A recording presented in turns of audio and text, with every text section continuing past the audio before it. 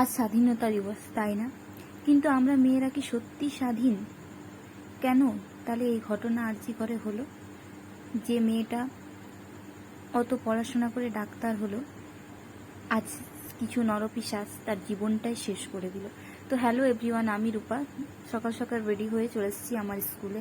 তো এখানে আমার স্টুডেন্টরা সবাই চলে এসছে, তোমরা দেখতেই পাচ্ছ। তারপর আমাদের পতাকা উত্তোলন হলো, আমাদের প্রিন্সিপাল যিনি আছেন তিনি করলেন।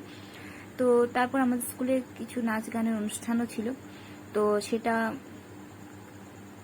হয়ে যাওয়ার পরই আর কি আমরা কেক বিতরণ করব বাচ্চাদের, তারপর বাড়ি চলে যাব, কারণ এবছর সিম্পলভাবে অনুষ্ঠানটি হচ্ছে। তো তোমরা দেখতেই পাচ্ছ এখানে নাচ হচ্ছে, তার আগে গান হলো। তো বাচ্চারা খুব সুন্দর নাচ করেছে। তো এরপর আমরা কেক বিতরণ করে আমি বাড়ি চলে এসেছি। আর বাড়িতে মা নিয়েছিল একটা টেবিল কভার, তো সেটাই তোমাদের সাথে একটু শেয়ার করে নিলাম। বাই।